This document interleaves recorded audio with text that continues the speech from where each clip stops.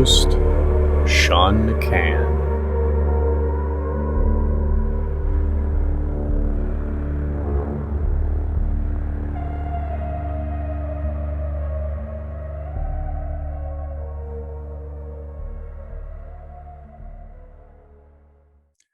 Greetings and welcome to Wake the Dead.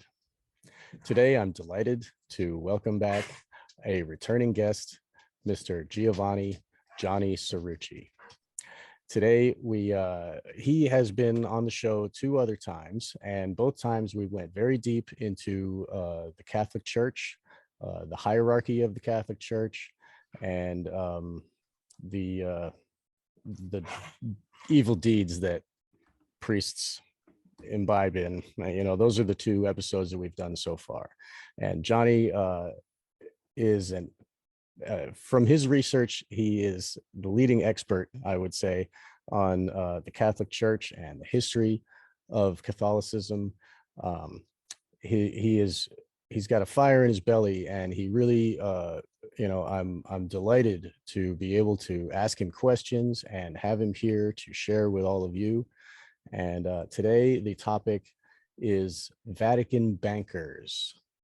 We all know to follow the money when we want to figure out whose intention is being put into existence. Where does it start?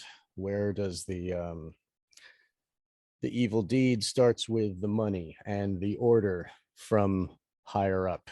They follow the orders and then they're rewarded with money. And we all know, everybody in the truth community, everybody shares like a playing card. They say, the Rothschilds are the Vatican bankers. And I always think, really, are they Rothschilds the Vatican bankers? Like, that would explain why they're so in charge of everything financially, the whole world just about.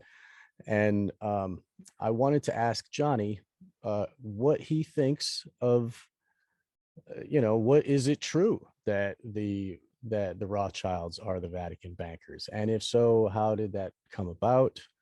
Maybe explain a little further and what you've discovered in your research. Please welcome Johnny. Sean, it's an absolute pleasure to be back with you. You're a good friend. I love the sincerity of your approach, and very excited to get into this. Honestly, there really aren't a lot of people that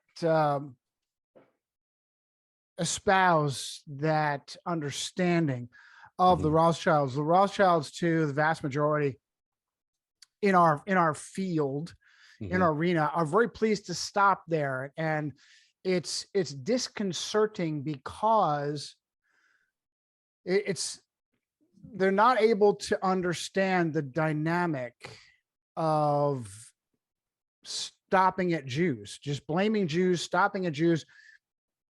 It seems very difficult for researchers to realize that there is a baited hook of emotionalism involved. A real researcher, a real scientist, a real journalist has to be truly objective, not subjective. They have to pull their emotions out. And this is why baiting with Jews is so powerful and so successful, because it immediately brings up emotion. Yes. Either emotion of extreme hatred or emotion of defending. Right.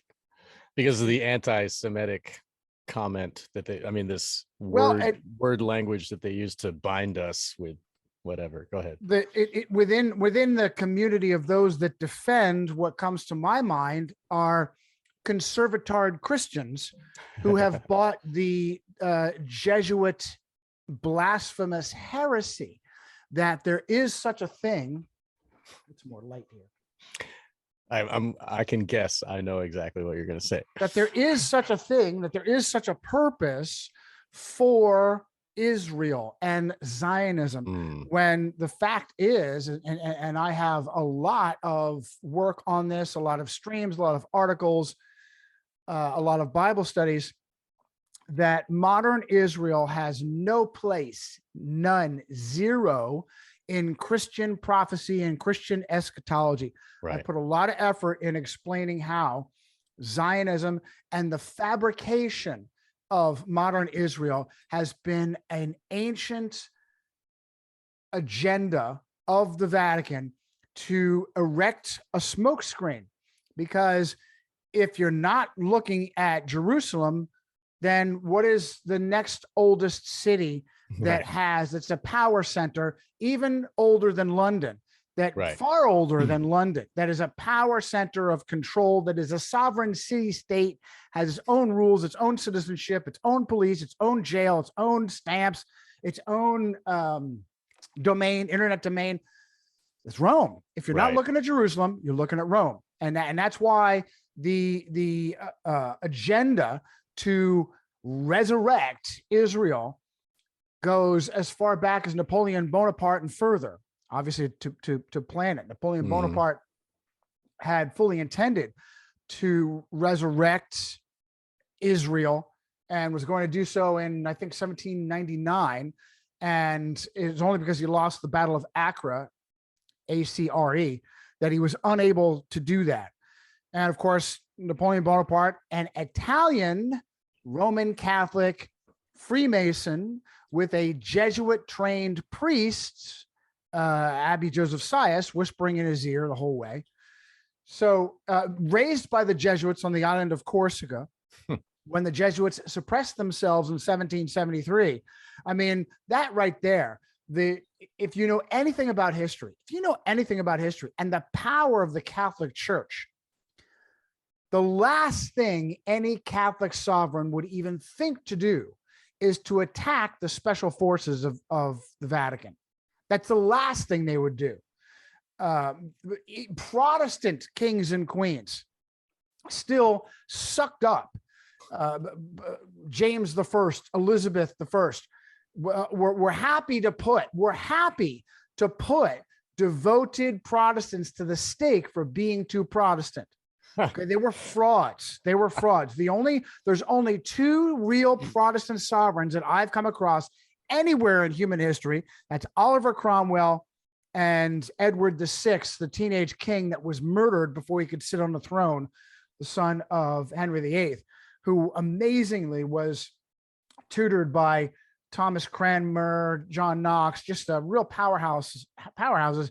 He was a doctrinal, theological Christian Protestant. And from a Christian point of view, I think it's possible for me to say, Christians say, well, you have to have a living relationship with Jesus Christ to be saved. From a Christian point of view, I think it's entirely possible that Edward VI wasn't just a Christian in name only. I think he was living it. I think he was a sincere Christian, and that's why he was murdered, as was Cromwell, also because murdered. He can't be controlled in the hierarchical structure. Correct. Home run. Yeah. Home run. Right. Because they couldn't be controlled, because they had something higher, and all other sovereigns had allegiance to their own power first. And in as much as they wanted to stay in power before all else, they did deals. They prostituted themselves to the Vatican, because, as we've talked about before, what can the Vatican do? The Vatican will, particularly for the Catholic kings and queens, the Pope will excommunicate said king, and kick them out of the church. Basically take away their power, right? Because like the king derives their power from the Pope. Like we talked about the hierarchical structure before, like the Pope on top, then the cardinals, the bishops, and so on, and then the kings, and then so on, and then the knights down to the serfs at the bottom, right? So like the kings are in that kind of about in the middle of that hierarchical structure, and if they deny their allegiance, then they're kicked out and have no power. Is that what you're saying? Perfectly put. Because, for instance, Henry VIII left the Catholic Church and created a mini Catholic Church, the Anglican Church, because he needed permission from a Medici Pope to get divorced from his devout Catholic Spanish queen and wife because of the interbreeding and so forth. And the Medici Pope said, no, the Medicis are critical to me, and I'm not going to piss them off by allowing you to get a divorce just so you can have a male heir, with this brain dead idea that if you have a male heir, you're going to live forever. I got news for you. You're still going to die. Yeah, right. So yeah. And also, and also, like, the Catholic Church they have plans for whatever king is going to be, they lift some up, they push some down, it's a dance, really, I guess, Yeah, so there's a great line in the 2015 movie by Catholics against Catholics called Spotlight, to push the bullshit that journalists, like the Jesuits, the Boston Globe, managed by a Jew, actually do their job. Right. That in and of itself was the biggest joke and lie. But the movie itself was powerful because it showed some of the level and depth of corruption the Catholic Church had. But as I've said many times before, this is not about the Catholic Church's control over Boston. Control judges and cops because it's Boston. No. That's everywhere. That's the Catholic Church has that power and control everywhere. I'm pretty sure it was with you that I showed the news article about the Buffalo cops that were told from their chain of command, Buffalo cops, secular separation of church and state, nothing to do with the Catholic Church, told don't arrest Catholic clergy who are accused of raping little kids. Yeah. Are you kidding me? Are you kidding me? It makes sense to me because I understand that cops work for them. You know what I mean? And like, the more you look into it, the more even people like ex-Satanists and stuff will tell you that cops will guard the door of the ritual space. Cops are there, they cover up all of the, pedophilia and the abuse.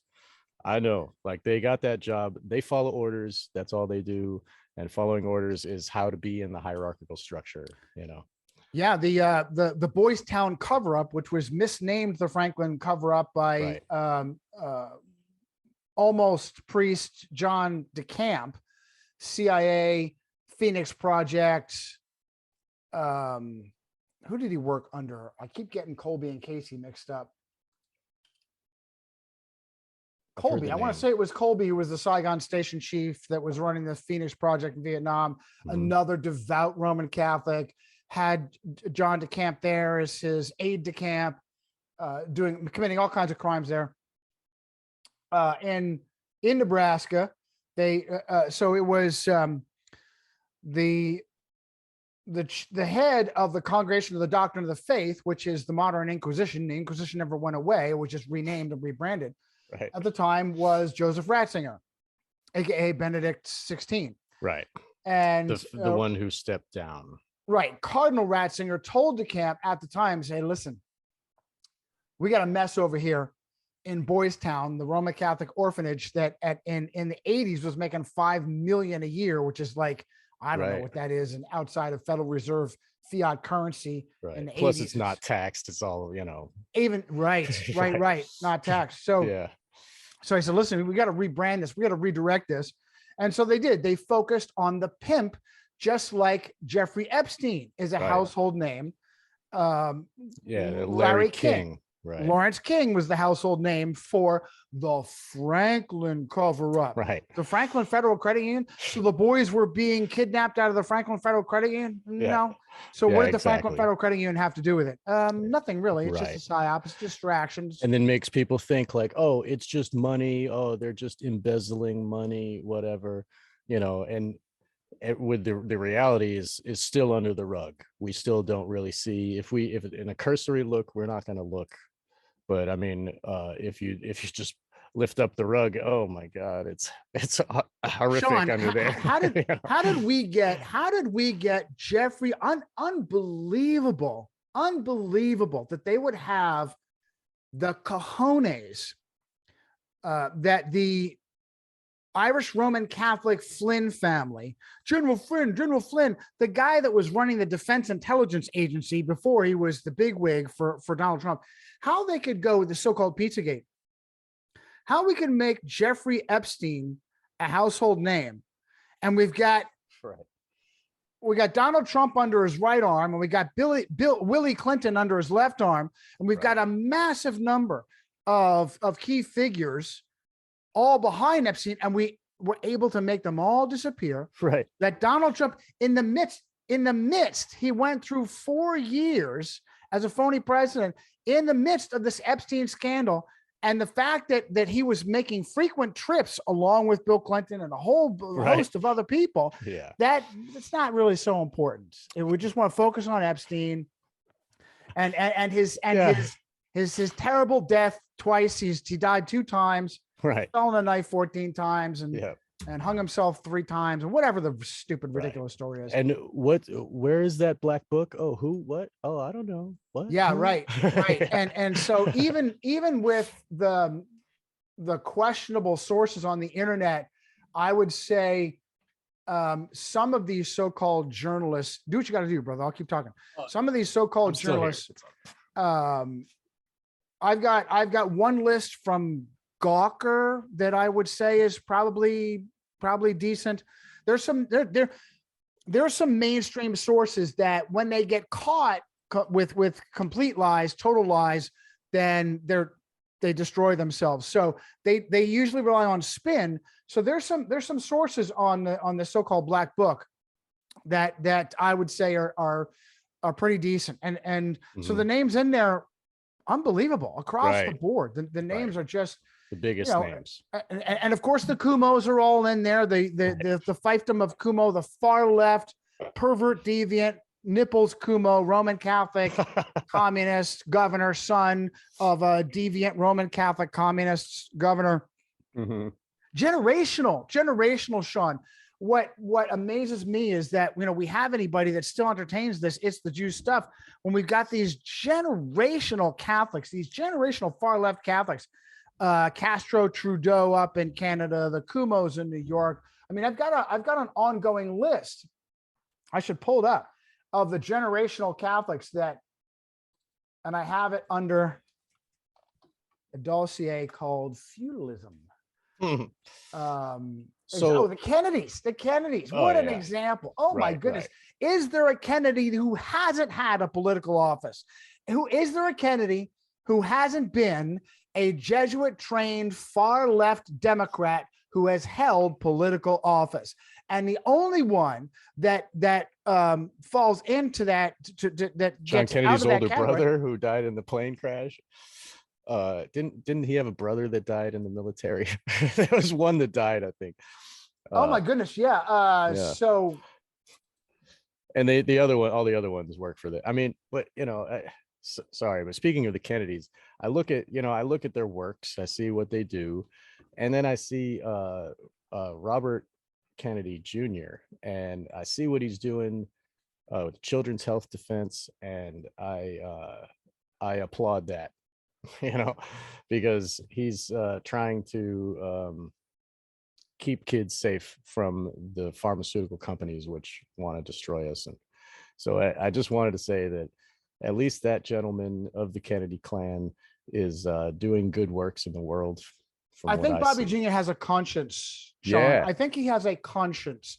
And as a result of that, he kind of bucks the system a little bit. Right. He does know that there's a bigger picture that he can't touch. He's not allowed to touch germ theory versus terrain theory. Right. He's been asked about that, and he says, "Hey, I'm not qualified to answer." Sure, you are. You have a brain. If you have a brain, you're qualified to answer that question. So, but I think he has a conscience. And I also think that his confessors and his priests play that. They use that, they exploit that, and they keep them on the reservation. It's good to have somebody good that's a Catholic, because you want to prop them up. Like, oh, look, Mother Teresa, even though she was trading children on the black market. Yeah. Right. But I mean, in everybody's view, she was, this, a heart, like a sacred heart that's shining its love, but of course it's all TV, it's all spin. And like you said, but so please, we kind of went off track a little bit. So the Kennedys, okay, so the Roman Catholics trained and working for the hierarchical structure of Roman Catholicism.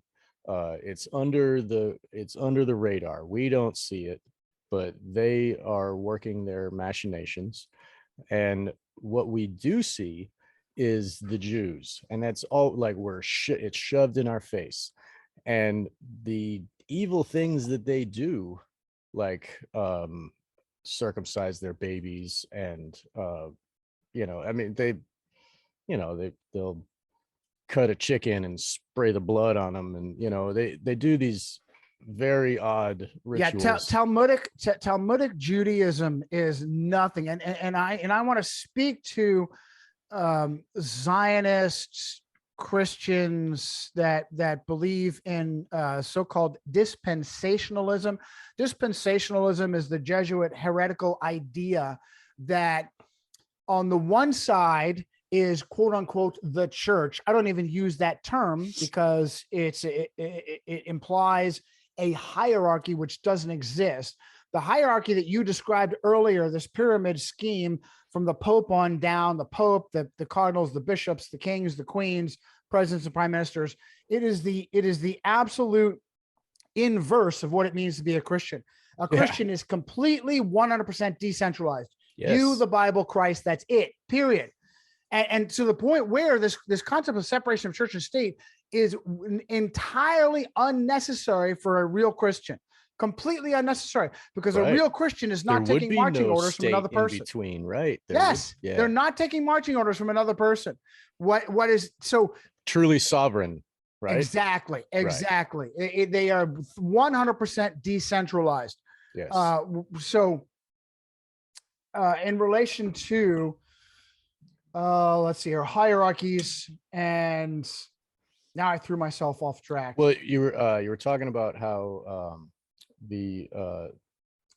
I spoke about how the Jews are shoved in our face, while the Catholics are hidden under the rug. Right. And okay, so I guess continue. Are you on? Yeah. So I mean, look at Biden. I mean, you've got a Trump administration with. Let me pull this up. You've got a Trump administration with. When I think about Biden being a Catholic, I think about that huge Necronomicon of a Bible that he put his hand on to get sworn in as a president. Holy crap. Jesuit Bible, Jesuit Bible. I knew it. Probably from the 1600s or some shit. Yeah. In the same way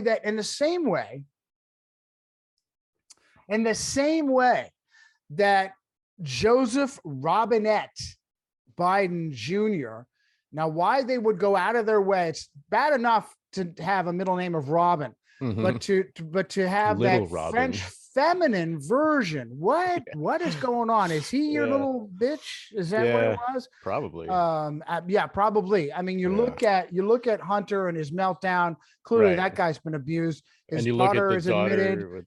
Taking showers with daddy. That was not a good idea. Earlier she says I was sexualized by my family at a young age. Like, okay, what does that mean? So, and that's what's going on behind the scenes there. No wonder that as he's taking office in the Senate, his wife and infant daughter get killed in a car accident. Right. And as far as I'm concerned, that's sacrifice. That's a sacrifice. Right. And I don't know the details. I don't know that there was a hit out on them, or from my Christian point of view, it may be nothing more than his willingness to do anything that is necessary to be evil. He made a conscious decision, and that's the real Faustian bargain. There is no Ghost Rider. If you've seen the Nick Cage Ghost Rider comic book movie, where who is it? Peter Fonda from Easy Rider. He was he was. It's a motorcycle movie, you know. Yeah. Right. So he was the devil, and you know, this silly idea of he unrolls this long scroll, and you accidentally prick your finger and a drop of blood. Oh, thank you. That's all I needed. Right. No. Right. That's not how it works. Exactly. It's much more simple, and it's much more direct. Yes. You make a conscious decision to do the wrong thing. And then you get shocked by how shit falls into place all around you. Like, right. Holy shit, what did I do? What did I do? Right. You know, because this, I mean, really, like this world is ruled by Satan, you know. If you want, like, if you can burn away your consciousness, then you can climb the ladder of evil, you know.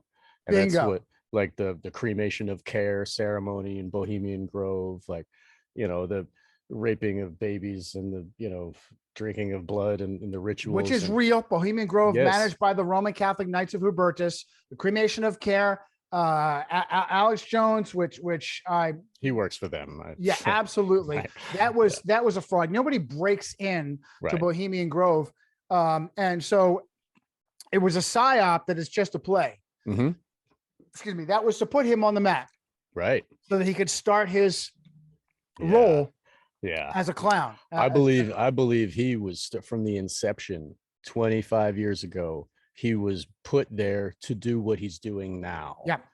Like, you know, Hillary Clinton needed to have deplorables, you know. This is part of the whole thing, to crash peoples against each other, and people that want to be free are gonna, you know, want to be sovereign and not have government over them.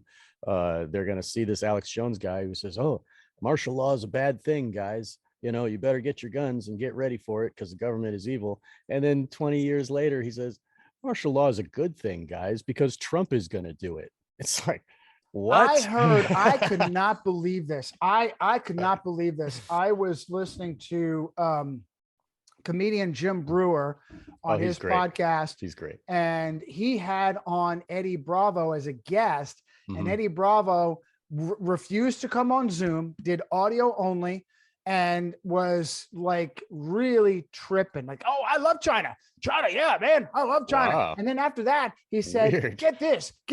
Here's a theory, guys. Here's a theory. Think about this. Maybe Donald Trump fast-tracked the vaccines so that he could derail the Great Reset. How about that? Does that sound like a good theory? How about that? Yeah. Donald Trump. Dumb. Woo.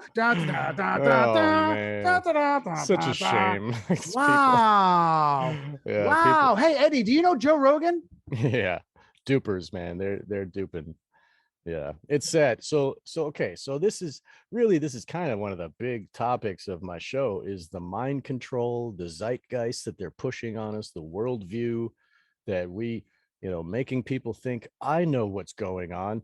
I watch Alex Jones and I listen to Eddie Bravo, you know, and then they're all talking about, oh, it's, you know, whatever the fuck they say. And you know, and then they get to it's the Jews. Oh, and the Jews, you know. And then there are some people like Sam Tripoli or whatever is like, I don't want to talk about the Jews all the time because, you know, that fuels it. You can't have an open, honest dialogue, and that fuels it. That adds fuel to the fire. Don't talk about the Jews or obsess over the Jews. And then that makes people hate you for not talking about the Jews enough. Right. Yeah. So like, I mean, the goal is to have an open, honest conversation. And all I'm saying, I am not denying that there are key figures who are Jewish that are managing malignant agendas. They are managing malignant agendas. But every place I look, I see a Roman making the decisions behind them, making the decisions. I've said this repeatedly.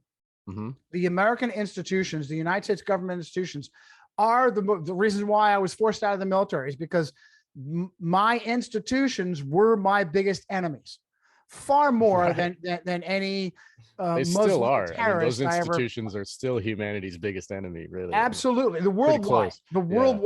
And the real decision makers, I've said this many times, it's worth repeating, because the CIA and the FBI are at the top of the list. And I was going to finish my story real quick about the Boys Town cover-up. It was renamed the Franklin cover-up. is that as you get into the details of that, you see that Alicia Owen was a whistleblower for that against the chief of police, against what's the name of the newspaper? Omaha something or other. Oh, the right. The editor of the newspaper there, the chief of police, Mhm. all of them across the board that at these parties raping kids. And so they had a private investigator, Calidori, I think his name was, Mhm. probably Italian Roman Catholic, died in a plane accident with his 8-year-old little boy. Went to see a Chicago baseball game, flying back, plane explodes in midair. He went to get more evidence. I mean, every plane crashes are the easiest way to kill somebody. I mean, I don't know why anybody would trust that. Foolish. Please go on, please. Foolish. And so what the FBI do? The FBI shows up so that there are state legislators that are asking for more help. The FBI shows up on the scene and immediately starts to beat down the kids. Yeah, which is their job. That's their job. Right. And the kids went to jail longer than, Alicia Owen, the 25 years. Alicia Owen went to jail for 25 years for perjury. For speaking the truth about her own abuse. Like, ugh. And Larry King went to jail for half that. Why? For embezzlement. Right. No sex crimes, no trafficking, because he should have the nerve to steal from his machine. Right. So he went to jail for, 14 years for embezzlement. Right. Dennis Hastert went to jail for 15 months, not for raping the kid that he was paying money to, but for not paying tax on the money that he was paying to the kid that he raped to keep him to shut up. Like, so it's a win-win-win. They threw someone that was expendable to us, but the ultimate punishment was, hey man, you crossed us. And they could do this to any one of their puppets. Hey, you've been skimming off the top for the past 10 years. So we're gonna throw you to the wolves a little bit and get some heat off of our back. Right. Because I mean, there's always a situation where they need to have a scapegoat, because there's always evil things that are coming to light, and they have to plug all these holes in the dam, And unless they're like us, they have no integrity in the first place. Right. So there's not going to be anybody that is perfectly loyal to unless out of stark raving fear, they've never make a mistake within their own satanic system. But even so, I'm reminded of SEAL sniper Chris Kyle that guy was a machine contractor with the Crafts contracting security company and involved with the PSYOP and Jesse Ventura, and he hit me, no he didn't, he said these good SEALs are supposed to die and I never said that, and then what happens to Chris Kyle? He takes a Marine with PTSD to the range and gets shot in the back. Right. Okay. So, and then, I mean, I've looked into in my other shows about SRA, satanic ritual abuse, and the mind control abilities that come with that.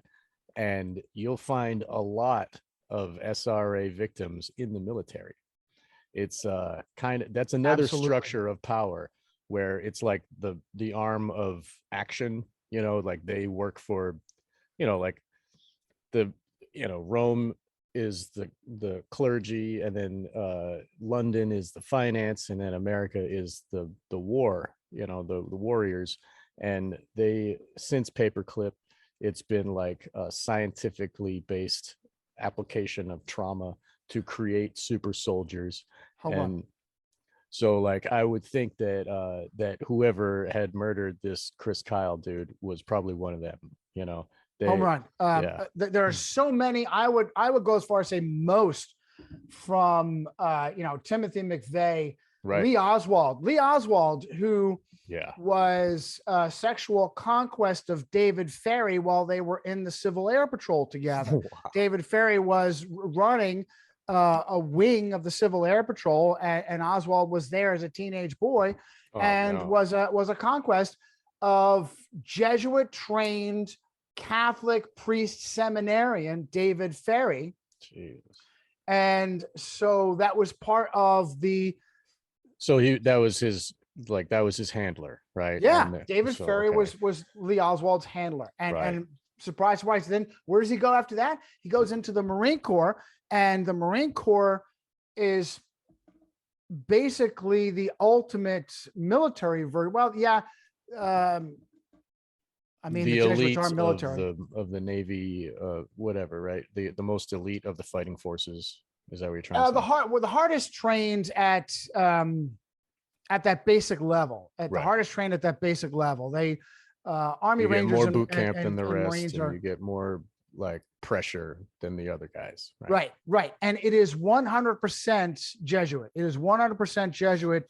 They rely on the spiritual disciplines of Ignatius Loyola to destroy self in order to be rebuilt into a smart weapon. Yes. And rebuilt and redirected. Yeah. Full Metal Jacket depicts that perfectly. Absolutely. It's really, absolutely. That is Jesuit. It is Jesuit. That's interesting. And that it also relates to SRA, the way that the trauma breaks down the identity, and then they give a new identity to the person, where in this case, it's a collective identity. Like, I'm one of the whole of the beast, instead of being like your individual is fractured into many, it's like your individual becomes part of many. It's really an odd, but it's still the same mechanism of trauma and not enough sleep and not enough food, and then the mantras put in your ear, like, you're a worm, you're nothing, blah, Right. It's, you're striving to become a Jesuit. You're striving to become a Marine. You're striving to be accepted. And we have this long storied history that we're going to allow you to become a part of. And that's why when you get out, you're never an ex-Jesuit. You're never an ex-Marine. You're a former Marine. You're a former Jesuit, et cetera, et cetera. Yeah, and along with the mind control there, going along with that statement, in Full Metal Jacket, the drill instructor explains to these guys, like, now that you're a Marine, you will never die, because the Marines will live forever. Your individual body will go, but who cares? You're part of the collective now, and be proud. And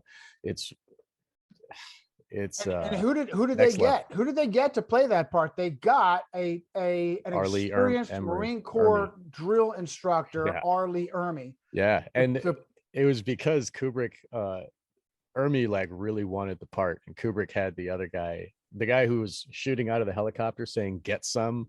He was the guy who was really supposed to be the drill instructor. But then Ermey made a video and gave it to Kubrick and was like, "Here, watch this." And like, his talent, and Kubrick recognized that, and thank God he did. So, yeah, to make it real. And just so everybody knows, I'm not talking out of my six. I was, I actually went to Marine Corps boot camp twice. I went to both. I went to both. Paris Island and San Diego. San Diego first and didn't graduate, and then Paris Island, and I did graduate. And so I am speaking from experience. Right. Okay? I'm speaking from experience in what that process. You endured the mind control, and then you retained your sovereignty here later in life. Thank God. Absolutely. And that is, and I'll tell you what, Sean, there is nothing more powerful. It is a winning formula. But if you can maintain your willpower, if you can maintain your own drive, then you really do gain superpowers of someone that lives for something outside of themselves, but is still charting their own path. Yes. You are deciding. It's not that someone on the outside is choosing for you.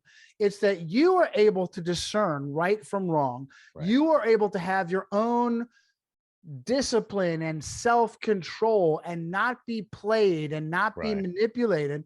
And you are charting your own course and trying to the best of your ability, but follow a higher calling. And then you are actually as, if not more powerful than they are, because you have the focus. You're not going to be easily shaken. but neither are you going to be manipulated and controlled from an outside source. They really fear that. So that's the key really to breaking free from it, is to put morality and care in the place of the orders that you used to follow. If you can shift that and say, I don't care about the boss, I care about, love and care and, humanity. It's, and my fellow man and stuff. And then your true will of love and care will, you'll be a warrior for good all of a sudden, with all of these talents of being able to disarm IEDs or whatever else they teach you. You can apply that to the good things. And actually, if you look at the way that the government treats ex-military, some states say that ex-military aren't allowed to have guns. And I think that's because they're afraid of them. The easiest thing you could do to have your rights, and particularly your personal firearms, taken away, is to go to the Veterans Administration and just listen and respond. They prod you. They beg you to tell them that you abuse alcohol, that you have insomnia, that you have things that keep you worked up, that as a result of depression, you will occasionally consider suicide. They beg you to admit any of that. And as soon as you do, I've got an article on my website that's got to be 15 years old, or at least 10 years old, of that happening, where a veteran went in. Can't believe how pertinent this is even today. His wife was killed by the mismanagement of his doctor. His wife was killed by his doctor, and he voiced his anger at the doctor, at the VA, and right after that, cops showed up on his doorstep and confiscated his firearms. Wow. Really no due process. They threw the firearms in a moldy cellar, so it took him years to get them back, and when he got them back, they were ruined. Wow. So they piss on, pardon my language, they piss on soldiers. They piss on soldiers. Yes. And this is key. The part of this breaking free is to be disenfranchised. Part of this breaking free is to have a value set that is bigger than the value set you were indoctrinated. Docere, doctor, nothing to do with healing, all about propaganda. Yeah, mind control. Mind control. So when you are subjected into a formula, and this is not human nature, it is human nature to go along, to get along, to go in the path with the rest of the herd, towards herd immunity and whatever other, whatever animal paradigms they want to paint us into. But if you are able to have a value set that is stronger than what the machine is pushing you towards, to the point where you say, stop pushing already, I don't want to go there. That's the beginning of your ability to see for yourself and to take a stand. That's right. So, once you say no to the orders, then all of a sudden you have your own sovereignty again. And and then you can do what you want. And look at you. I mean, look how your life has unfolded. Aren't you glad you're not working for them with a gun in your hand? I consider, I'm terribly vaccine injured. I have nothing in the way of, big money, big rewards, but I have myself. Right. I have myself. I have a completely independent, decentralized faith and life and value set, where you own your will. You control your actions. Like, that in itself is like, not many people have that. Right. Right. And so I had to pull myself out of the track. And so I don't have I don't even have a retirement. I don't have a retirement. I was robbed of retirement because of points. And I've spent 20 years between the Army, the Marine Corps, the Navy, and the Reserve, and the National Guard. I've got it, but I'm not getting it. So I didn't even get. And that's how they keep you to follow orders. If Absolutely. They threaten you, we're not going to give you this money, and you stood firm and you didn't go along with what they want, and you got punished. you know, And there's there's no it's a reward. carrot and a stick. You know, they give Right. you one of each. Carrot or the stick. Yep. Yeah. Carrot or the stick. And as a result, this is the process of compromise that they Right. get you. Terry Kent Reed wrote the book Compromised. Mhm. Highly recommend it. Terry Kent Sits Reed. on my shelf.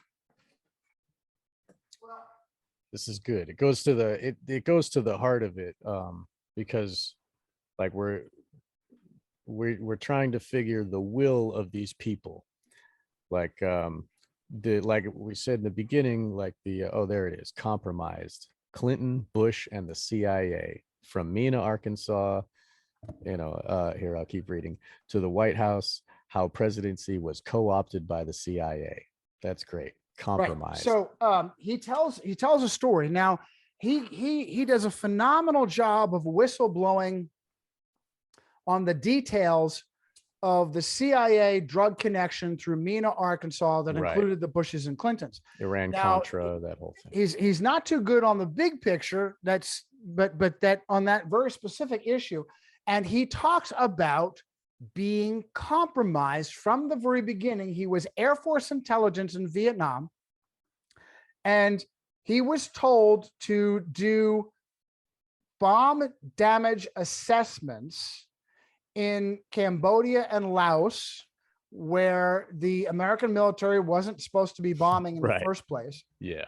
And the North Vietnamese were helping to ensure the safety of their routes of logistics by maintaining prisoner of war camps along those routes. Oh, right. So they don't bomb them because you don't want to bomb your own prisoners. And your the U.S. military soldiers, would bomb them anyway.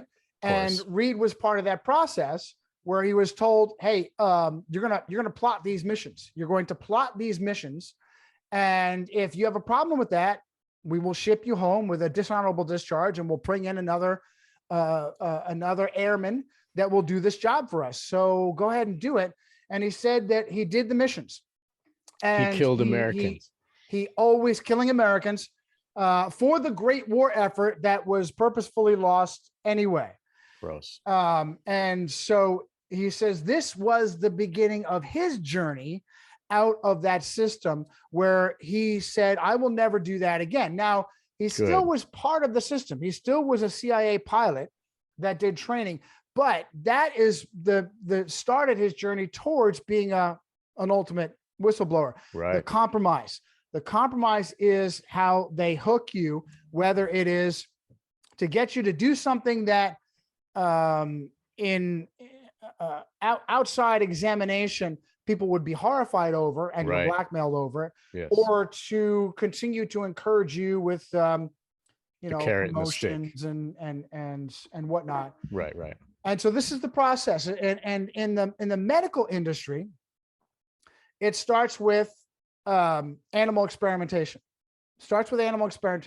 If you can cauterize your humanity, right. If you can destroy your compassion and empathy, right. So if that you can dissect this frog for school, torture an animal, start dissecting a frog, then giving cancer to a monkey, then before you know it, you're able to do that to an orphan, to an infant, to anyone without a voice, a prostitute, a homeless person, a soldier, a black person, anyone without a voice. And that is the process of compromise, to encourage people to destroy their compassion and their empathy and their humanity, to become a sociopath for their own aggrandizement. Yes. And this is the process that they walk to be successful. And absolutely everyone, Sean, in a key position has walked that path. There are no white hats. There are no white hats. They do not exist. Yeah. There's a quote from a gangster back in the 30s. I forget who it was, but he said, "The idea of white hats is just silly. There is no such thing." And I wish I had the exact quote to give you. The Jesuits through the KGB, and actually I think it was the NKVD, which was the Soviet Army Secret Police. before the KGB, the NKVD. As a matter of fact, it might have even been earlier than that. I believe it was. It was part of the so-called October Revolution. They were able to pull off, the Jesuits were able to pull off the October Revolution with the same game they play today, which they called at the time Operation Trust, which is exactly that. Hey, listen, everything looks scary around you. It looks like evil people are making gains everywhere. Right. Go back to sleep. The white hats are out there. Donald Trump has already arrested Joe Biden. He's already arrested Hillary Clinton. He's already arrested Pope Francis. They're all in Guantanamo Bay where they belong. They're in Guantanamo Bay. And if you see anybody, it's just a hologram or a clone. Okay. Oh, that makes back sense. to sleep. Go back to sleep. Everything is okay. Donald Trump is still president. Sure. And which is exactly what we want, right? Operation Trust. We need a president. Ludicrous. Ludicrous. Oh, don't get me started on that, because I'll go with you. I'll go with you all the way back to the book of Samuel on how the children of Israel. But what did the children of Israel have? The ideal. Yahweh gave them circuit riding judges to go around and help them settle disputes, to help them get through arguments, and it was totally decentralized. Circuit riding person of authority, a judge that was respected and had a resume that people could respect. And they said, no, we want a king like everybody else around us has. And they were warned by Yahweh through the prophet Samuel, you want a king? Get ready to give up everything. Get ready to give up your sons, your daughters, your wealth, your everything that you have is going to be pulled in, because this centralized system is easy to corrupt. It will be corrupted, and you will feel it all the way down. Yep. That's you government. Have one disgusting person at the top. Yeah. You'll feel it all the way down. Yep. So I am with you as far as there is an easy way to see through organized anarchy. There's a whole nother show. Okay. Organized anarchy. They would absolutely, because everything else has been the total opposite. Right. Organized, pyramid, and totally corrupt, totally malignant and corrupt. Right. And anarchy is really just the absence of slavery, because, to follow orders and not have a will of your own is to be a slave. And, the archy is the rulership, and no rulership means freedom, and if you have a one-on-one relationship with Jesus and the Lord, then you aren't following orders of others. It's naturally an anarchist system. My friend Mark Passio does a presentation where he says Jesus is an anarchist, and he goes many hours into it. It's very I agree with that. It's informative, makes total sense. And that is really why the cabal wants to destroy, because just the idea of not having hierarchical power and authority is it's like an obstacle for them. They don't want people to have that choice. They want people to think, this is the way it is. I guess I just got to go along with it. Learned helplessness and such. But once they recognize that Jesus flipped over the money tables, Jesus said, you can be free and forgive them. They know not what they do. These are revolutionary ideas to be sovereign. And that's why I love having you on. Like, you are, you resonate with the same energy that I do. I see you as an anarchist, it doesn't matter if you pay taxes to keep them off your back or whatever, Listen, we would be infinitely better off in such a system. Even if we were making all kinds of mistakes, we would be infinitely better off in such a system. All of the values that I espouse fall into that, as we're talking about real decentralized faith with completely devoid of any human agencies. The concept, the Bill of Rights concept that the common person can manage their own property and defend it with force of arms. Yeah. What a revolutionary idea. Literally revolutionary, unprecedented. So not that you have to have property, not that property is important, but that the property isn't we restricted. own our bodies. We own like there you go. There's our start. works, the things that we do. Like if we don't own that stuff, then we're total slave. There's not, so you have to put your foot down and say, no, I own my body. Look at what they're trying to do now, but they want to get under your skin with the surveillance. Like it's certainly have. Yeah, pretty much. A lot of the people have given in. They don't have a will of their own. They follow the orders of others. They are under the mind control. I mean, that's why people need to listen to you. Listen to us.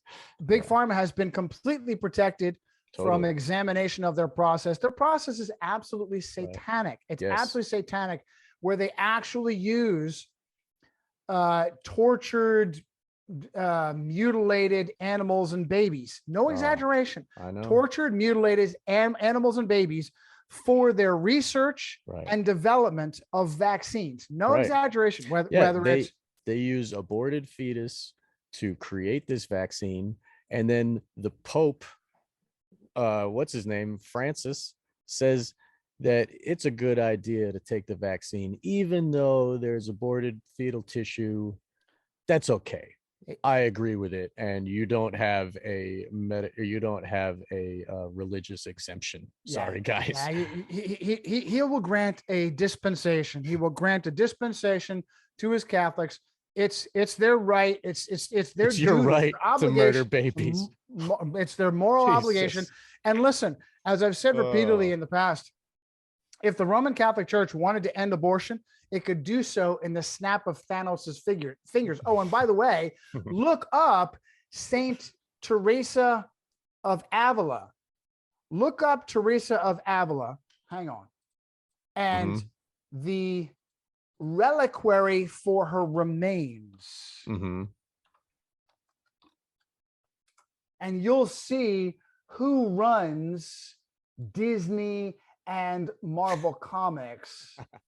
Here it is. The Teresa of the Saint Thanos of Avila. Oh. The reliquary of Teresa's hand. Wow. So it's a gold, for the listeners that don't see, it's a golden glove, I guess, with jeweled rings, and it looks like a metal hand.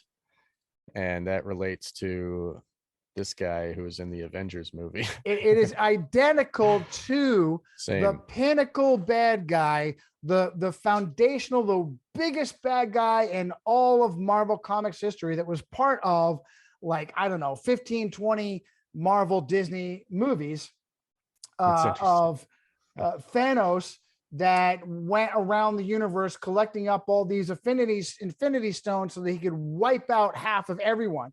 And what did he use to put them all together? He used a magic glove that could hold them all together. And surprise, surprise, it looks almost identical to Roman Catholic Saint Teresa of Avila and her reliquary, which is a glove with jewels. That it's basically, there's clearly this was the creative process, and people don't get that. Marvel Comics, Disney, they have no idea. Meanwhile, and this is like mind control. Like in the beginning, like, when comic books started, it's for kids, young teens that are like learning how to, be a person and stuff. So there's these like kind of moral things in them, and it's mostly pictures and whatnot. And it like introduces children to, like, reading for fun and that kind of thing. And it's like, this is how to get to kids. They have television, and so this is another way of introducing the propaganda. So it was there since the people that are adults now have had comic books. Like I've got a box of comics at my mom's house in the basement, and they're in plastic, and maybe they'll be valuable or something. But it's like we all grew up with this kind of input, this, that level of mind control, right? So now when we go see the movies, it brings up that young self that was thinking those things back in the day. So it's as if they already had the programming in there, and now they can manipulate the pieces to wield your thoughts, you know. It's kind of deep, but really it's like a you know, they're like movies like the Minions or whatever will put in lots of Freemasonic imagery, Freemason everything. And when that child grows up and chooses to knock on the door of the Masonic lodge, they're going to have all those symbols like already in their consciousness. So it's like movies for Freemasons to show their kids, like, here, you know. And the, you know, the Minions, they work for the most evil guy, and you know, and they all wear blue, and they got the G with the compass and square, and you know, they speak all languages at once, like just like Babylon, you know. It's the same. Assassin's Creed. Right, yeah. And see, so these, they give us these ideas as children, and then as we grow up, they use those elements to make us have the worldview that they desire, you know. It's a two-edged sword, though. It's a two-edged sword, because in order to have substance, it does have to lift up values that are antagonistic to their satanic control. Just like a you, hero or whatever. Right. Just like you, I grew up on comic books as a kid, as a geeky kid. Mhm. And so when these movies first came out and I wasn't as awake, I was just thrilled to see a loyal, as opposed to when they had sold the rights to these movie companies that weren't as loyal, and they wiped their butts with them, and they did these half-assed comic book hero movies that really, look at what like they did to Star Wars. I mean, Luke Skywalker is like drinking out of the boob of some monster on the beach. Like, what are they doing? You know? They're shoving the hero down into the crap, you know. And like, that's part of the process. That's part of the process. For instance, I was thrilled at what they did, that they, for some reason, the two Italian Catholics, I forget their names, behind the Captain America series, if I can remember. Let's see, who are they? Oh, Captain America has a lot of programming in it. Yeah, yeah. But American flags, like in every shot, kind of thing, you know. Like, it's really, anyway. And transhumanism, you bet, the whole nine yards. And yet the values, this concept, I mean, really from this concept of that was brought out in the movies. I'm trying to bring up, I can't get to the movies. This pair, I think it was an Italian Catholic pair of brothers. And to make him be kind of a dissident, so that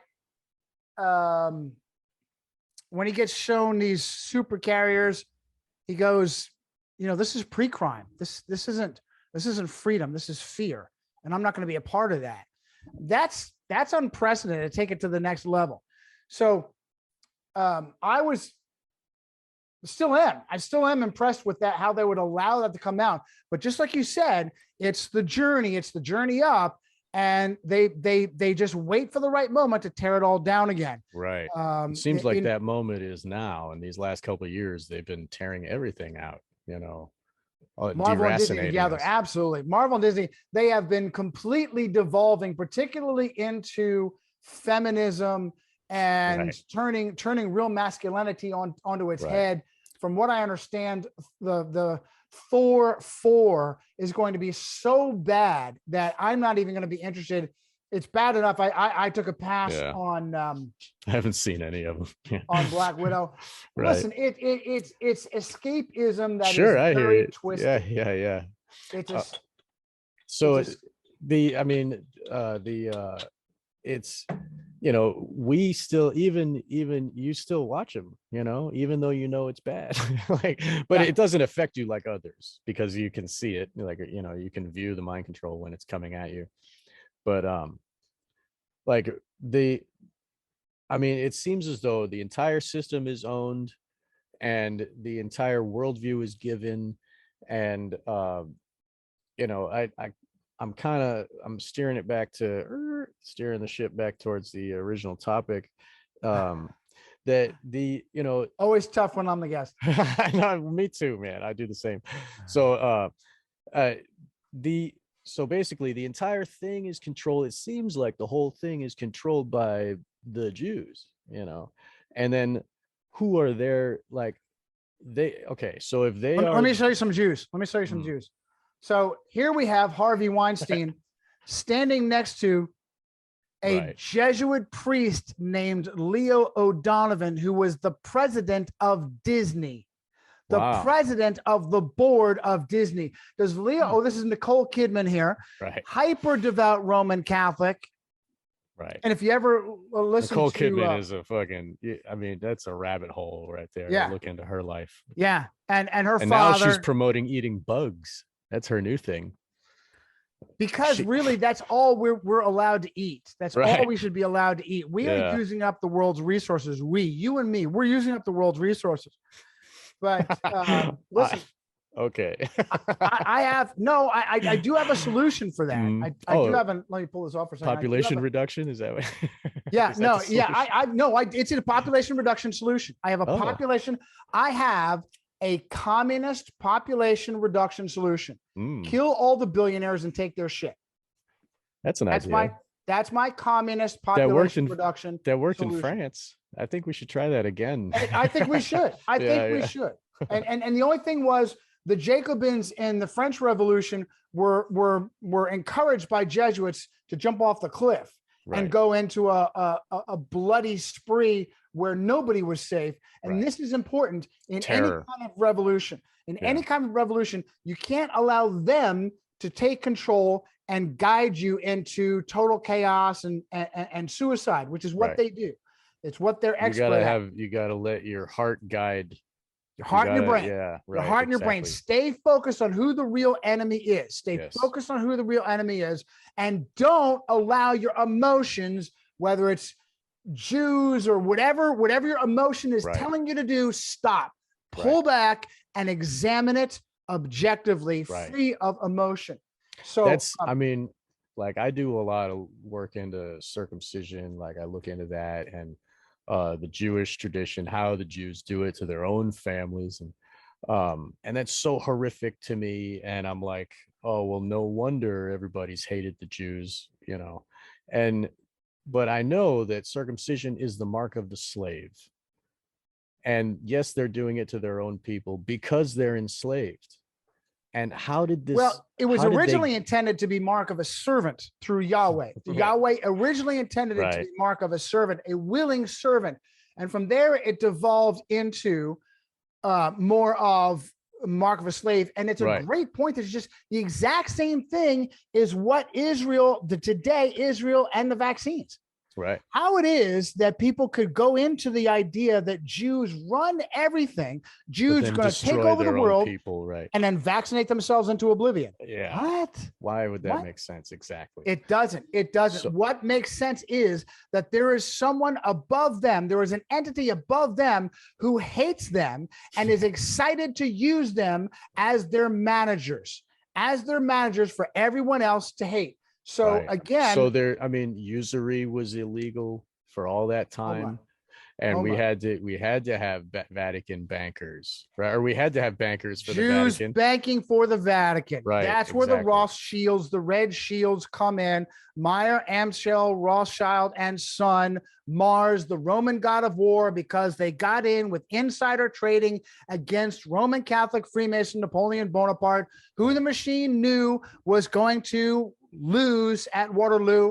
And so they sent their emissaries and had these Jews step up to take the blame as the evil bankers, the usurers. Meanwhile, it was the Templars that invented usury banking through the Roman Catholic process of doing pilgrimages to Jerusalem. It was the Templars that were guarding the assets of Catholic pilgrims and giving out a Templar cipher receipt to the Catholic pilgrims, guarding and guiding their valuables. And when they left the Holy Land, they would give the receipt back at another Templar armory or post, right, and only another Templar could read the like a receipt credit and the card cipher. kind of thing. Like it had chits that were stamped, or like kind of like and only that was the occulted. Like nobody else could like cut that kind of thing, or like Right. make that kind of mark. So same thing with like a dollar can't be it's very hard to make a fake dollar, Right. and so they invented fractional reserve banking as well. They would lend out more gold than they actually had. And if you listen to Tracy Twyman, she'll tell you that they learned that from dark rituals and speaking to Baphomet, or Baphomet, I guess, would tell them this idea, and then that's how they became so popular and rich. And that's, and then but that might not be, I mean, it's juggling. They're So given that ability by the Pope, right? The Pope allows them to not pay tax and allows them to be the guys that run that Silk Road, so it's like they work for the Pope too, and the psyop for that, the psychological operation that pulls them down, that begins the compromise, is to tell these nominal Catholic Christians that why is it that the Templar symbol is a Roman eagle with two heads? Oh, right. Just like the god Janus, it is Yes. one head for the initiated and one head for the uninitiated. Right. Now, originally the god of Janus was more seasonal than secret society. Right. It's like it was the turned new into. Right, like the end of the old age to the beginning of the new. It's like a time, Right. like it looks back in the past and then forward to the future. Right. There's Yeah. actually a dual meaning as well. Right. And so it is one face for the initiated and one face for the uninitiated. Right. And so that part of this process where they were able to gain new recruits and then compromise them away from so-called Catholic Christianity was to explain to them that John the Baptist was the real Messiah and Yeshua of Nazareth was an imposter. It's funny because John the Baptist's birthday is the exact opposite end of the year than Jesus. John the Baptist is like the opposite of Jesus on the calendar. So that's interesting. Please continue. Sorry. What no, you got me on that one. What so the feast of John the Baptist or something, that's different. Like, let me see what the feast is. Wait, maybe I remember it wrong, but I think that the day where they celebrate John the Baptist is exactly 6 months opposite Jesus's birthday, I think. Well, it's so June 24th is the feast of the Baptist, and right. so that's the opposite of December 24th or 25th. Sure. Which all of it is Gnostic. Right. All of it is Gnostic, Luciferian. Jesus was not born on December 20th. He's not born on the winter solstice. Right. But they're applying it to the sun worship. Right. So Jesus takes the place of the sun in the allegorical story, and the 12 disciples are the 12 houses of the zodiac or whatnot.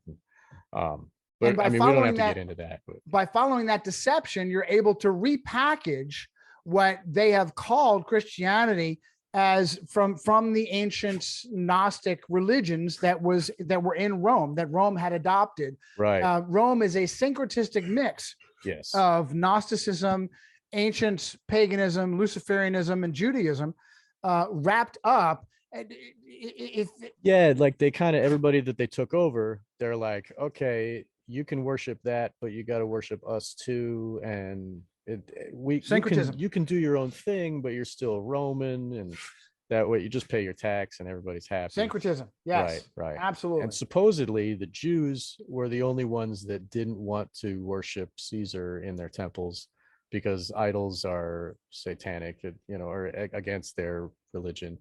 And so that was the spark of the war between Judaism and Rome. And this war has happened all this time. I mean, I see Shakespeare as a continuation of that, the Jewish fight against the Roman. Anyway, well, Shakespeare was a Jesuit. right. Yeah. So but I mean, it seems as though it's like it's giving like like Titus Andronicus, like the eating of his own child is like an affront to the bread and the wine of Jesus. And it's almost like they're making fun of the rituals of Catholicism. It's weird. It seems like it's creating a dialectic, so that they can smash. Ultimately, the only real dichotomy is between true Christianity and Roman Catholicism. The puppet Jews, particularly in leadership, have I use this as a descriptor. It is identical to the leader Jews that went before Pontius Pilate. The cooperative of, as they go with yarmulke in hand, begging Pilate to crush this upstart rabbi because it threatens their power. Right. And so that's what it is. It's a cooperative. And as a result, ultimately the two join together to crush the outsiders, which are real decentralized Christians. Right. So Jesus was one of those Jews fighting the power of Rome, and the other Jews that were working with Rome were like, nah, kill that one. Yeah. So even back then, the Jews, I mean, we see it in the book, the Jews were working with Rome to maintain power and hierarchy. And Rome was above what's his name there, that his wife wanted John the Baptist's head, like the guy that the one in charge of like Jerusalem, Herod, right? Yeah. Exactly. So Herod was working for Rome way back then, and it was written down, like we know that happened, but today we're blind. We don't see that Jews like Herod are working against us to cooperative. They are happy to be despicable people puppets. They're happy to be despicable puppets as long as they get empowered. Right. As long as they get theirs, they're happy to be. That picture is just so perfect of Harvey Weinstein and Leah O'Donovan. By the way, if you think you recognize Leah O'Donovan, it's because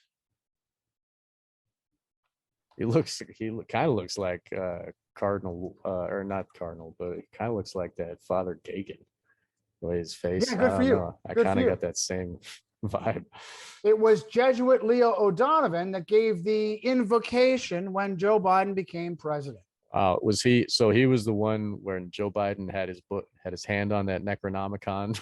Yeah. He was the one who was reading it. Okay. Yeah, that is Jesuit Leo O'Donovan, the same Jesuit that ran the board of Disney. Wow. Ran the board of Disney. And then you look at Disney O'Donovan and all the occult stuff in there, like, I mean, and then the Roman Catholics are like, oh, occult is bad and don't look at that, but then they're using all these symbols to, like, to put in the minds of our youth. It's because these archetypal symbols are being used to control us today. It only makes sense that they layer it into our consciousness as kids, just like the minions, like I said earlier. It's diabolical. So yeah. Okay, so the Rothschilds are a modern day Herod. Is that what you're saying here? Now they work for the Vatican. So I guess Napoleon and the Napoleon's being defeated at Waterloo, and their knowledge of that ahead of time helped them to gain control of the stock market. And that's the story that they give us to explain how they have control of so much money. Was the stock market owned by the Catholics at the time?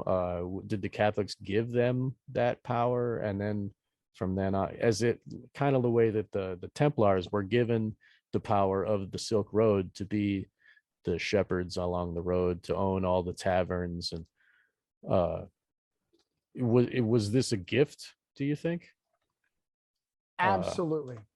Absolutely. That a matter of, as we said, insider training. Before the Rothschilds, it was the Medici and the Farnese and these black nobility families that managed banking, but it was too much heat. It was too much. And you know, the way that the supposed reason, or the ability that they had, the Rothschild, they say we had these carrier pigeons that would fly, and they would have a little note on the ankle of the pigeon that is written in Yiddish. So it's like, it's innately Jewish, this thing, and it's this Jewish power that they have, that other Jews can read the Yiddish, and that way it's like a language that no one else can read. And so it anchors it in this Jewishness, you know, and it totally wipes out the idea of it being given to them by anyone else. Though they're just better at doing business because they have carrier pigeons and they speak Yiddish. I mean, how can that be the inception of such wealth? I mean, it's kind of gobsmacking when you read it or learn it, you know. Absolutely. A great source on this is Tupper Saucy's Rulers of Evil. And I'm just flipping through it real quick. Tupper he does Saucy? Yeah. SAUSSY. Okay. In 1769, Prince William appointed Meyer Amschel Rothschild of nearby Frankfurt to transact some of the financial affairs in the capacity of the crown agent. Where the Rothschilds are an important Jewish family, I looked them up. Encyclopedia Judaica, Guardians of the Vatican Treasury. Wow. Imperial wealth grows in proportion to its victories in war. The Jesuit empowerment, Regimini Militantis Ecclesiae, implies the church at war. Wow. According to H. Russell Robinson's Illustrated Armor of Imperial Rome, Caesarean soldiers protected themselves in battle with shields painted red. Since the soldiery is the state's most valuable source, the Council of Trent admitted this, and preferring the Jesuits to all other religious orders, it is easy to understand why the red shield was identified with the very life of the church. Hence the appropriateness of the name Rothschild, German for red shield. The appointment of Rothschild gave the Black Papacy absolute financial privacy and secrecy. Who would ever search a family of Orthodox Jews for the keys to wealth of the Roman Catholic Church? I believe the appointment explains why the House of Rothschild is famous for helping nations to go to war. It is fascinating that Meyer Rothschild's sons grew into the family business, and the firm took on the title Meyer Amschel Rothschild und Sohn in German, which gives us the Notricon Mars. Isn't Mars the Roman god of war, whose heavenly manifestation is the red planet? Right. This is powerful Kabbalah here, and there's hardly an acre of inhabited earth that hasn't been affected in some way. And he goes on to give specific examples there. Interesting. So so the red shield isn't like, I've always learned that, oh, he had a red shield on his door, right? But this is a red shield that was used in battle, right? That signifies where they got where their allegiance is. The blood of the Catholic. I don't know. I guess I'm kind of not picking the right words for this, but Sure. No, I'll pull up an example real quick. Mhm. Oh, wow. Yeah, that's a distinctly Roman shield. Right. Yeah. Interesting. So the shields of the Roman army were red, and they Right. had the wings of the Roman eagle of authority or whatever. Exactly. Yeah. And that buckler in the middle Right. is like the sun almost in the center where the wings and the lightning radiates from. Right. Yes. Yes. Very, very, very similar to what else? And the buckler, the Jesuits have okay, yep, the solar, right. So we see the Society of Jesus symbol is a sun, and it's got the three nails and the cross. And also Rothschild, there's a buckler on their coat of arms, I think. I'm not sure if it's Rothschild. Yeah, look up the coat of arms, and I think there's a, yep, see in the center of the shield is a buckler, that Yep. pointed metal circle. Yep. And that relates to the shield that we just saw. That's the same. The Roman shield has a buckler right in the middle, which deflects the sword as it's, Good eye. jabbing. Good eye. So that really, and it right around that buckler is like a red space, like a red so that relates to the red shield, Roth's shield. And then this double-headed eagle, the Roman eagle, also it sees east and west. The authority goes over the entire planet. You know what I mean? It's a worldwide thing. And it also really, if you look at Morals and Dogma, the Freemasons, it's on the cover of Morals and Dogma, along with the term Order Ab Chao, and that's a red book too. Like, and that's created by Albert Pike, who is Luciferian. Who was handled by a Jesuit named Pierre Jean de Smet.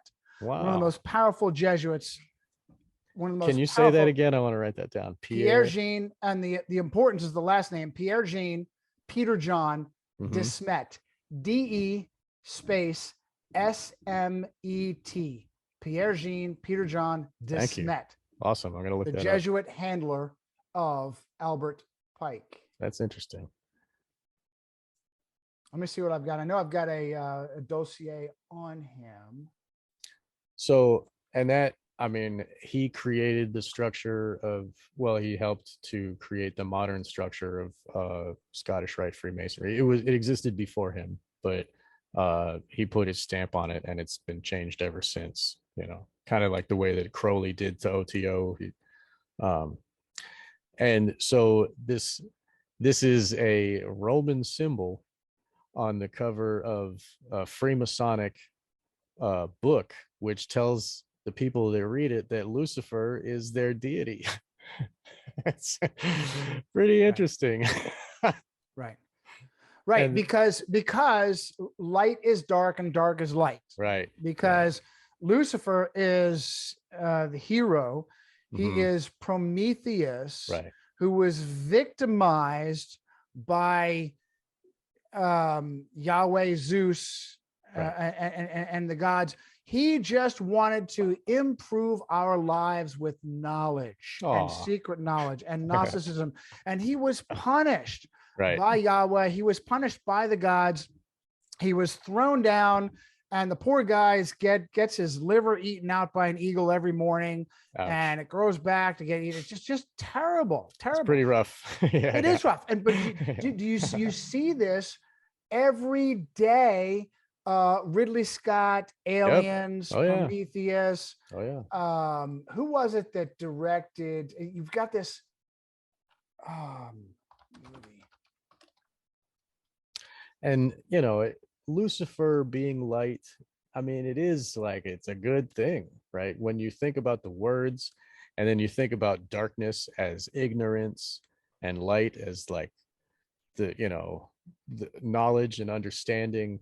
And that's all great, and that's good. And then you think like Lucifer was freeing you from the bondage of being enslaved by this god that has a set of rules for you, right? But then Lucifer, once you're free, has a hierarchical structure of power to keep you in. Like, how free is that? That is it's critical. And this is Mhm. something that I have been throwing out there constantly, is to encourage those who are in their gilded cages to take back their souls and their lives. There absolutely will be a price to be paid, but ultimately you will be infinitely better off. Right. Take back your soul and your life, and it will cost you in the process, and it will absolutely be worth it. And very often, if you are smart about the way you pull yourself out, first of all, you have to understand that the compact that you think you have been a part of and that you've signed is in no way binding, and your masters, you have free will every moment of the day. You have free will. Yes, absolutely. You can always change your mind. Right. Your masters will break that compact just for the joy of breaking it. They owe you, they believe they owe you nothing. That's the crazy, malignant, satanic part of it, is the compact is only one way. You're the only one that owes any loyalty. They have the power to do you dirty at any point in time. So that, to me, is not something I'd be excited to be a part of. You really have to chart your own course. Right. And even if it is something as seemingly simplistic as just suffering through the loss of your empowerment. So you've been blackmailed as having whatever, sex with a child or something to that effect, and you're no longer going to be accepted as a politician, as a movie star, or whatever it is they've empowered you. I thought that was the prerequisite to be a politician or a movie star. It is. Yeah. So what you're saying is, I'm going to push aside the fame and fortune because I can't sleep at night. Right. I can't sleep at night. So I listen want my to the little soul voice inside. Yeah. Listen to the real soul of your person. Yeah. And somehow I really believe this, Sean, that somehow, somewhere, this will be the beginning, as in the was it 1960? Oh my goodness, it was the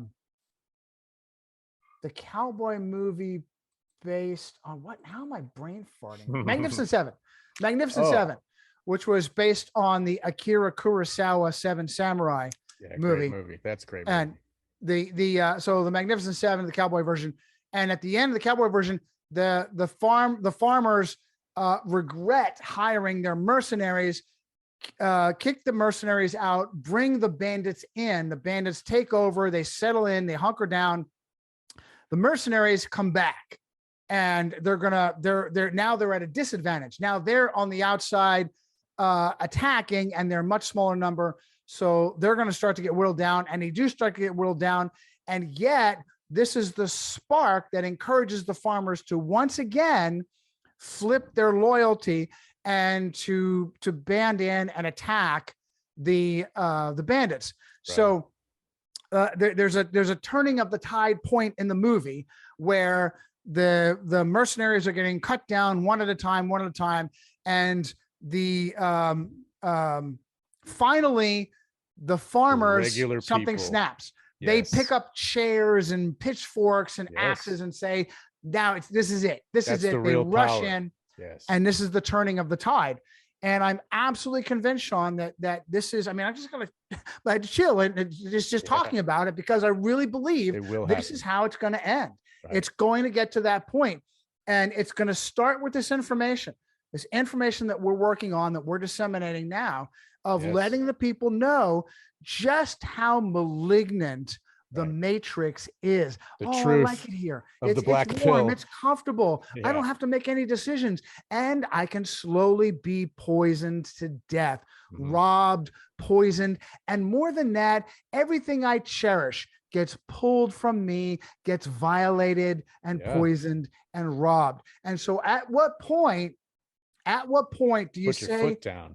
enough? Yeah. Enough. You poison your own child.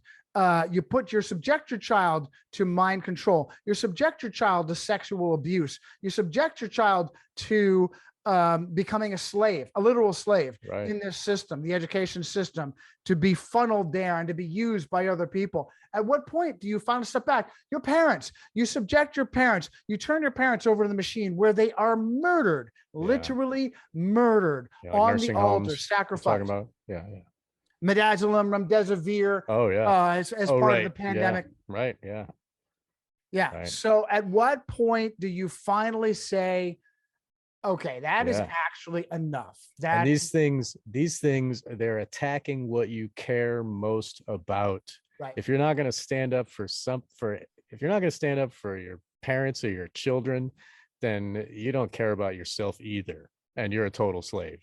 You know, we gotta wake up the dead, and this, we should do a show with that. yeah, I think that's it. That'd be a good name. I think that's a good name for a show. Yeah, man.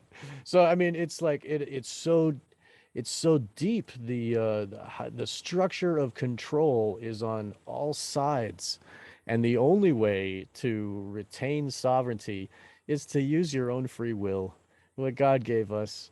We control our body. It's our body. It's not theirs. Like, no matter how much they want to convince us that they own it, sorry, we choose. In every moment of the day, we can choose to say, no, I don't like what this dude is trying to tell me to do. And it might hurt to say no. I might not get paid. I might, have to struggle some other way. But that is the only way that you can sleep well at night. When if you realize the black pill of the structure of evil that you are contributing to, if you're a police or a military, or even, a businessman that's working for Bill Gates or whoever, if you can recognize you are a cog in the machine, and then if you stop turning, all of a sudden the other gears get stuck, and they look and they say, what the hell, guy? And you say, hey, guess what? We're doing this evil thing. Don't you care about love and care? And you're a human. Don't you remember that? And then all of a sudden, all the other gears are going to be like, yeah, I'm not going to turn either. God dang it. And then all of a sudden, the entire thing implodes. It's a house of cards. Like, they're just raving lunatics without the order followers. The people that are following the orders are really the ones that are putting the evil into existence. And if you can retain your sovereignty and your free will, and if you can say no to pulling the trigger or, harming the whatever, if you can say no and pull yourself out like you've done, then you can work for love and care. And that's where the beginning of the healing starts for this whole world. Like, amen. Amen. This is the essence of what I described in my third book, Eaters of Children, as the devil's simulation. It is a very simple process. What are you willing to do to get ahead? Are you willing to become a sociopath? Are you willing to commit crimes? Are you willing to exploit the innocent and the vulnerable? So what, therefore, are you willing to do to pull yourself out of that? Are you willing to give up what you have been gifted, which is intransient anyway? It's not real. Right. And it's they can temporary. Take it away from you at any time anyway. Absolutely. And just like you said, can and will be pulled from you at any moment, right, for any reason. So as opposed to dedicating yourself to something far more substantial, far more rewarding, such as these simple concepts of love, of living for something bigger and greater than you. So your kids. Yeah, the reward, the unbelievable reward, rather than using the innocent. How about feeding the innocent? Right. Empowering giving them the power innocent to stand and take care of themselves so they can fight it off themselves. We train our kids to be victims. I'm a victim too. That's just the way it is. And if we could train our kids, if we could teach our kids to be sovereign, that really would save the world. That's another Absolutely. angle. That's another way of getting there, you know? So That's why it's a house of cards, because on the one side of the coin, it has been easy and human stuff. Hey, it has been easy. It has been human nature to go along to get along. It has been human nature to go along to get along. The inverse of that, the reverse, the flip side of that is that it is human nature to share these values. It is a basic human value. That's why the satanic elite is so small. The number of people who are willing to become sociopaths to aggrandize themselves is a very small number. Right. It is abhorrent to human nature to victimize the innocent to get ahead. It is abhorrent. This is the need for secrecy. This is why they do things with secret societies, because should they be exposed, the herd will, pardon my language, stomp them fucking out. Turn on them. Yeah. Will turn on them. The herd will stomp them to death. Right. Because if they can make the herd satanic themselves, then the herd is like doesn't have power anymore, because then they can be like, oh, you're evil too, look, you know, oh, they promote evil stuff onto us. They give us addictions to vices, and this like binds and then follow us it up with guilt, and then follow it up with guilt.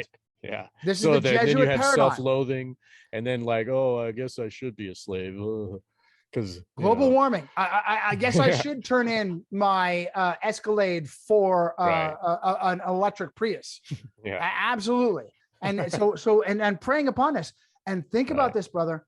Who has centuries of experience manipulating guilt through the confessional? Oh, yeah. It ain't Jews. It ain't Jews. It is the Roman Catholic Church. Totally. Led by the Jesuits. Right. And meanwhile, the people that are taking the confessions are raping the kids when they taking notes and using it as cues to rape kids.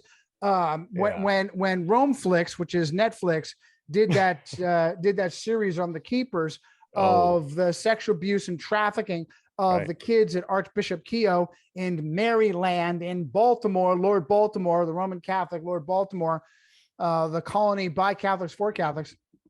They would talk about how the priest there, Maskell, Anthony Joseph Maskell, would actually use. There was one victim, and she got a lot of camera time, that she came from a house of abuse, that her uncle had sexually abused her, and this monster priest listened to that and used that as his wedge to then further abuse her. And she was already trained in abuse by her uncle, and this monster, this demon, jumped in on that and rode that and made her one of the chief not prostitute, I mean, she got nothing out of it, one of the chief victims there.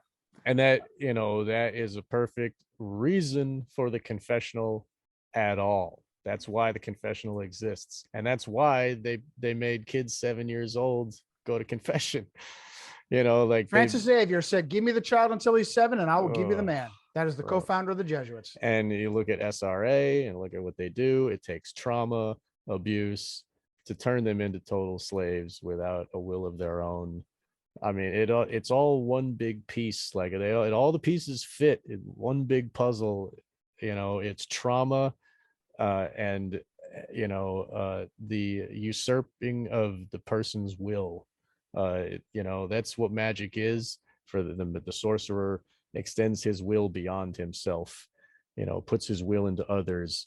That's and that's what this whole thing is. Like this Lucifer, like this satanic structure of hierarchical obedience to evil is not any of their own will. It's the will of the top of the pyramid. There is no sovereignty in that entire structure. So that really taking your will, using your own will, is it's what God gave you, and it's natural to do so. And these Satanists are anti-nature. Like, stand in your natural power And that's, once like you were saying in that film, the Kurosawa, or the other one, it's the regular people are the ones that are gonna throw it over. There's gonna be a few leaders of the resistance. You might find a John Connor out there, but he's gonna inspire the regular people to also be heroes themselves. And then you were saying about how there's only so few psychopaths. Really, these families have to abuse their own kids with SRA trauma in order to create a psychopath, because it's not a trait given genetically. It doesn't happen. It happens through trauma and torture. And so, like, they've been tortured, they torture the next. That's how they keep their structure of power. If we can just live naturally, not have trauma in our lives, and to maintain the value of our own sovereignty, and to understand how important and invaluable it is. Money is just, it's a symptom of mind control of others. Like, I'll give you this piece of paper if you do what I want. And then, oh, okay, I'll do what you want. It's a tool for mind control. So once you recognize that, money doesn't have the value that it used to have. I mean, you can buy food with it, and you can have a house with it. But really, what really matters is what your heart wants to do. Like, that is, like, even Crowley said, like, love is the law, love under will. Like, it's the structure that holds up the will of the individual, what they love. And if you can follow what you care about, that is like aligning with the higher will of your true self. And if we are a fractal piece of the creator, then you're aligning with the creator himself. And that is what will heal the world, I think. Once the regular people recognize their power and to stand up in their sovereignty. Love and courage above self. Yes. Love and courage above self. Stand for something bigger and take the stand. Don't be afraid. And all it takes is that one little victory to get pushed, and finally stop and say, no, stop pushing me. Yeah. And then realize they stopped. Wow. Yeah. Because they can't make you do anything. They can't push your hand. You own your hands. Your will is yours, no matter what. And no matter as much as you give it away, you can always take it back at any moment. Every moment is a new chance to be free. You're all crowded in a jail cell, and there's one crazy guy in the corner and says, that door's not locked. You don't believe me, that door's not locked. And everybody laughs at him. And finally one person goes and goes, boop, and it goes, yeah. It wasn't locked. Yeah. Yeah. That's right, man. And that's what we're doing here. As long as we're speaking the truth and we're saying it out there, people's ears are hearing it. Hopefully their hearts are being inspired, and instead of having hatred for this Jew, it's this all encompassing emotional reaction. We can think clearly, understand that Jew is a piece of the larger puzzle of control. Right. And, this, working, just lashing out with hatred isn't going to help anything. If we can stand in choose with our actions, with our frontal lobe, our conscious mind, instead of just our limbic emotions, then we'll be able to do the right thing, because we can recognize the patterns. We can aim our sword correctly, because just lashing out at the Jews is, it's just, let me highlight and underline that. That is so perfect. Let me highlight and underline that. From a military perspective, the crowd that is enraged over a religion / ethnicity / bloodline, the follow-on question from the military perspective, okay, what is your solution? What is your solution? Do you have another, was the ultimate solution, another final solution? Is the final solution your solution? You want to wipe the nation of Israel off the map. Do you honestly believe if you kill all the Jews and wipe Israel off the map, that you will finally find freedom? You are being played because they are expendable. Right. This beast will live on. It is not tenable. It is not it's not tenable. It's not a sound military strategy to target a ethnicity / bloodline. You are being played. And then in the end, you're ending up like doing, if you believe that worldview and you work from hate instead of love, then you're going to end up being like a Nazi. And those Nazi order followers where, oh, they're just following orders, guys. You know, they said it at the Nuremberg trials, like, oh, I don't have a will of my own, I just kill because whatever. Then you are working for Satan. Like that would be like, that would be like a cop showing up at a restaurant telling you that you have to shut your restaurant down and you're not going to be allowed to pay your bills because of something that doesn't exist, so that billionaires can make many, many more trillions. I mean, you know, that would be crazy. That's a silly example. Crazy, that's a crazy, silly example. But that would, you know, that's the kind of compromise that that you would be dealing with, taking it to the ultimate extreme. Yeah, I don't want to feed my kids anymore. Yeah, okay. No, you're not going to pay your bills. You're not going to feed your kids. We want to make a lot more money. And oh, by the way, in the process, you need to poison yourself even more than you've already been poisoned. So take this vaccine, put this mask on your face, rebreathe your own carbon dioxide for 3 years, and maybe we'll think about letting you start to earn your own money away. Oh, and by the way, the money stay separate from your family and all your loved ones, and you know, and you have to be loathing, have self-loathing to agree to it. You know, there has to be a kernel of self-hatred to allow yourself to be muzzled and jabbed and separated from those you love. Like that's all symptoms of the trouble that's inside, is they hate themselves. And which is why the Jesuits and the Roman Catholic Church have been 100% behind spinning globe cosmology, Darwin, dinosaurs, every agenda that tells us we are a speck of sludge, a mistake of sludge hit by a lightning bolt that turns into the magnificence of a human being. You are and not, like science tells us that the brain generates consciousness. It's just material. There is no spirit, really. And when you die, you spin off into oblivion. You are nothing. You are nothing. You are a useless eater. So absolutely, that is their agenda, and that is why like it's so dangerous. the air you breathe out is pollution to the planet, right? So don't have kids, you know, don't, like, whatever. It's just, this whole system is satanic. It's obvious. And like, for people to have the blinders on and to you know, to do the will of, like, oh, go ahead, put the jab, oh, go ahead, I can't breathe, like that whole, like, they had those riots in the streets with all the people burning everything. They were chanting "I can't breathe" as they were wearing masks. It's like, it's ironic, and it's so, like, it's George Floyd riots.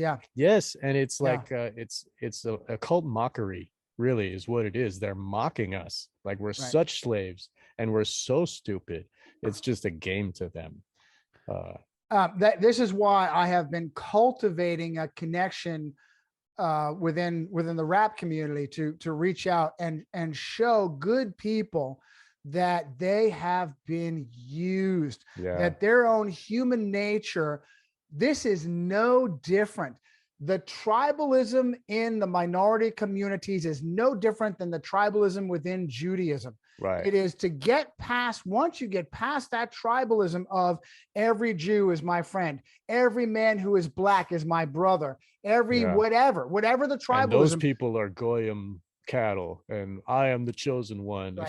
To rise above that is the beginning of the end. The beginning of the end is to realize you've been played. And this is why they murdered Malcolm X. So Malcolm X was a Right. radical racist for all of his young life. He walked away from his father, I think was a Baptist minister, and he walked away from Christianity because that's the white man's religion, Sure. and became a Muslim. And from 1963 to 1965, you can see this growth of him Mhm. saying, you know what? There's some white people that are not bad, and there's some Right. black people that stabbed me in the back. Yeah. So maybe there's something more here. Maybe there's something above this manipulating us, white, black, white, go Mhm. after each other. You know, Exactly. the FBI is involved. Why is the FBI involved? That doesn't Right. make any sense unless the FBI wants to foment racial hatred. Why would they do that? And within 2 years, he was murdered. Within 2 years, Right. Malcolm X was dead. Exactly. From 63 to 65, he grew out of that. He was no longer useful to the machine. He was actually a danger to the He was machine. dangerous because he had And all those people's ears. He was yes, so he had the influential. platform. Yes. Yeah. Yes, just like John Lennon, just like Andrew Breitbart. As Right. soon as they, with a powerful, powerful platform, Andrew Breitbart starts playing with the idea of outing child trafficking, Right. making jokes Chris about Cornell and that other one, Chester, the guy from Lincoln Park. They were working on a movie to expose child trafficking, and both of them die. Like, you know, anybody that tries to really, besides us, like we're nobodies to them. You know, well, these people. Yeah. that's on the continuum of control. That's the Mhm. continuum of control. The vast majority of us, they hold down with shadow banning, Right. and deletion of accounts and so My forth. Discord was erased yesterday. Like, yeah, it's like a constant thing. It always, Yeah. whatever. Yeah. Well, and that's a losing battle. Yeah. That's Yeah. a losing battle. But I mean, at least I have my own, you know, my own show really where I can actually talk to people. It's not like, I mean, Discords and Facebooks is like it's a place for people to waste their energy and not put it anywhere to, you know, they can't, once you take your idea and you make it formal and you put it out there on the internet, then it can be found on like on your website or a personal website, not controlled by, like, Facebook is DARPA, you know. And for anybody to put their opinions on there, it's like screaming into the abyss, you know. That's why I'm so glad to have this show. It doesn't mind, I don't care if I don't have social media. I have this, and this is my connection, and people can comment, send me emails, like, this is real. And it's on a place where it's not controlled, you know. My my peer and friend Mark Passio owns the One Great Work Network. It's run off of his server, you know, like his computer. um and this, like, I'm safe there, you know. I can say what I want. And like, when I do get my own website, like when I have money and start like creating my own place, it's not controlled, you know. And then you can have further, there's there is this interplanetary filing system, IPFS, which shares, it's like torrent for websites, where websites don't have a central server anymore. It's shared amongst the peers, and then it can't be censored ever again. Yeah, this is Wake the Dead is on onegreatworknetwork.com, and this is a private you know, web page where people aren't gonna it can't be controlled. And I am on Spotify. I have, I am, but I diversify. I put it on Odyssey. I put it on BitChute and Rumble and all these other places. So when they do try to stomp me out and erase me, I will have my voice other places. Like, I'm trying my best to spread it out. And it is what I'm saying, to the best of my knowledge, it is truth.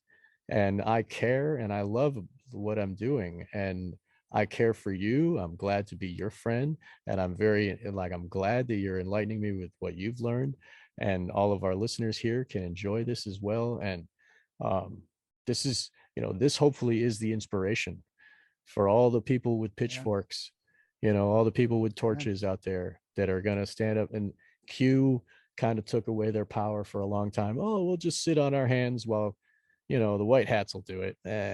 But now if we recognize that the white hats aren't there, and all the power of the evil ones is coming from us, like we are the engine of their evil, this working for money and going against our heart and our care, that is how it all works. And if we all say no, especially the cops and military, if we all say no, I'm going to care for my family, I'm going to do what's right for my community, I'm going to live a voluntary life where I'm not coercing and dominating others, then everything, all their structure of cards is like poof, it's gone, it'll just disappear.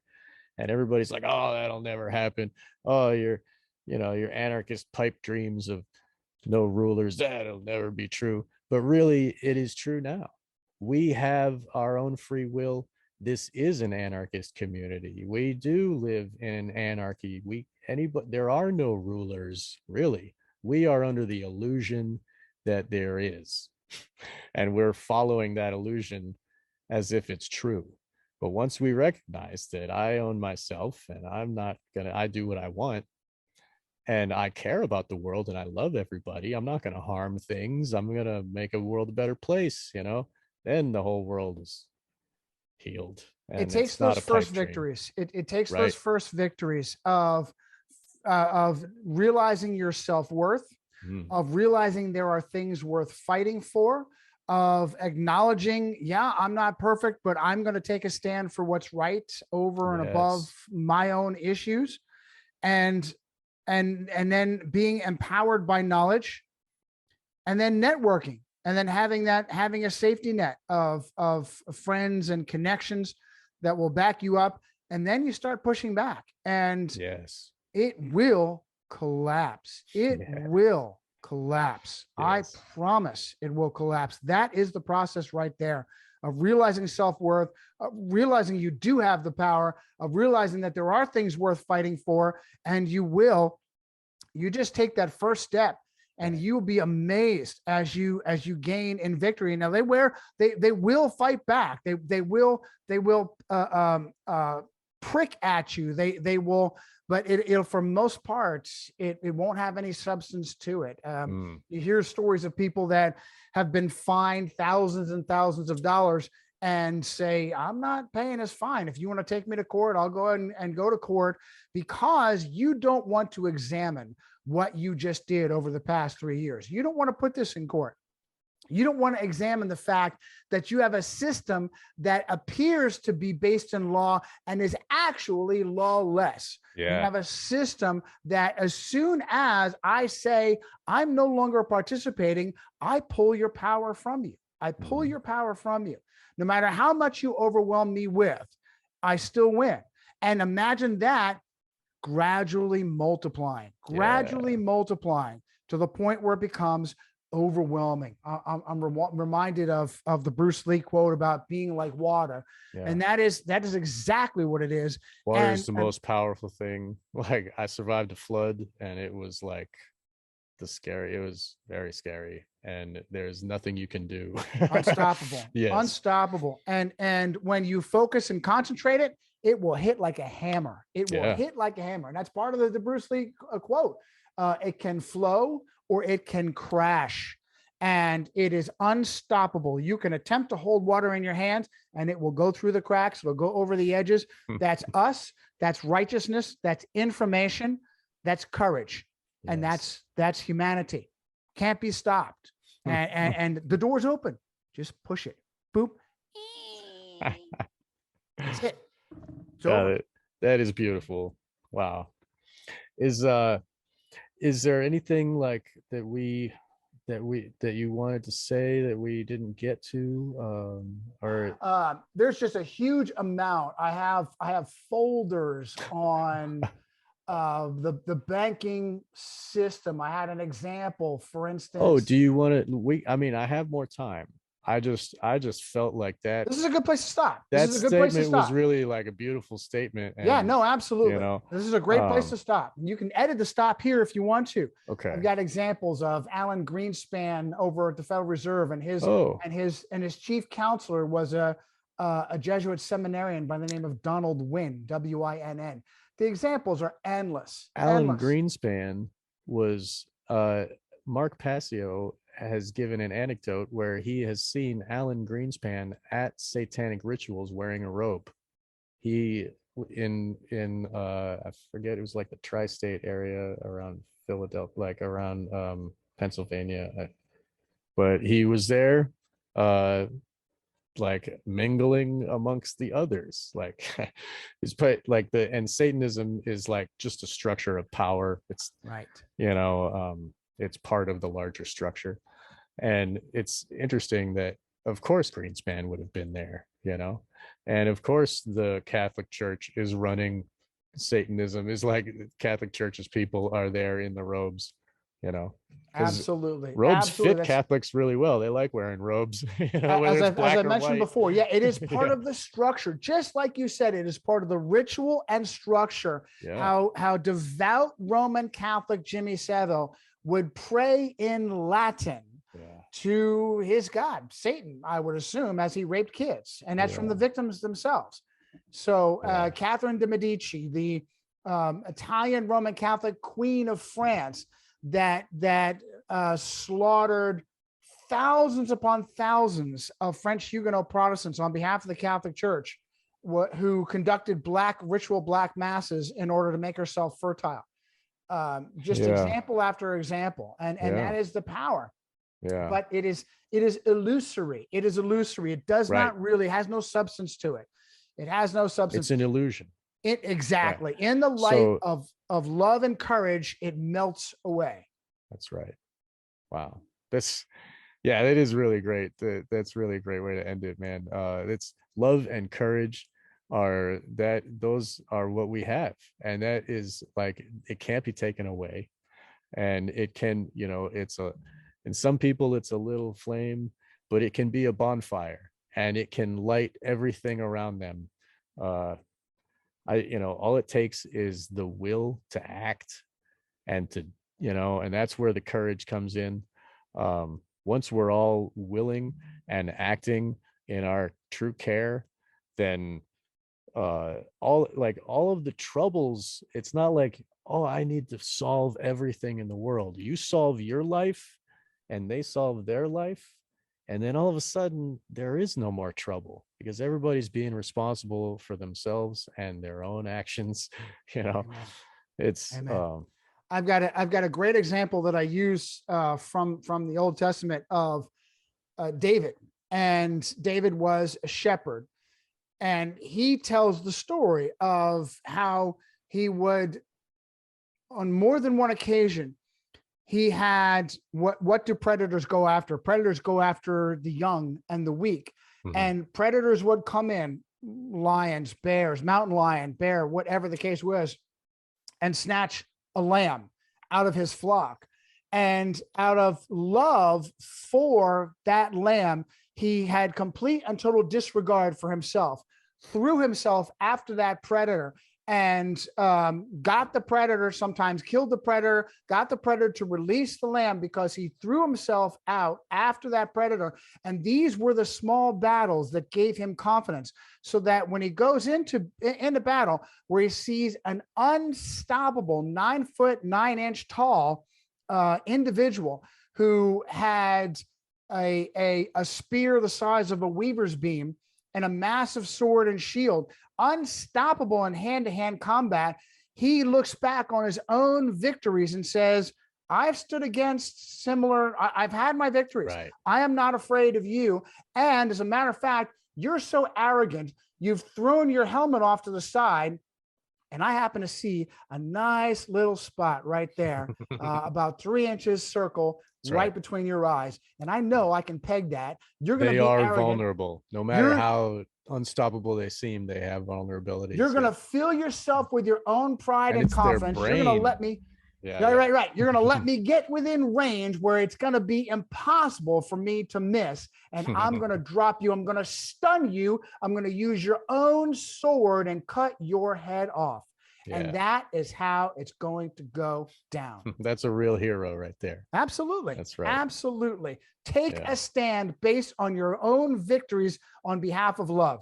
You were filled with a desire for self-sacrifice in the name of love. You got those victories. They built your confidence. They built your resume, and now you're unstoppable. That's us. That's right. God bless you. All right, Thank you brother. for Love you. being, Love you, man. thank you for being my guest. And I love you as well, brother. I'm so glad to call you friend. And I look forward to the next one. We can maybe talk more about the current banking system and how, we can go further into it. Sure.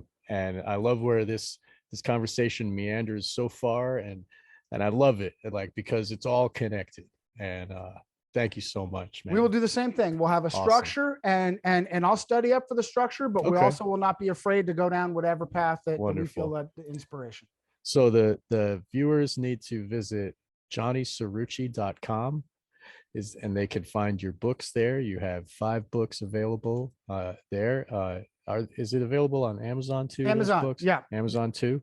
And Because like you said, we don't exist. As long as we don't exist, Right. we can use the system to some right. small degree. Right. Yeah. So, But the more of us there are, like, all we got, we're inspiring right. others, man. That's right. And I'm reading your books, and I think they're fantastic, Right. and it's accessible to everybody, the way that you write it. And I think it's necessary for people to get these pieces of the puzzle to really understand, and to help them to not emotionally lash out, to like see the true reality of what is going on, and then use their own will and thinking ability to choose their actions properly with that. Thank you so much for your work, and thank you for joining us again, and we will see you next time. I love you, brother. Look forward to seeing you again real soon. Wonderful. Thank you all for joining us on Wake the Dead.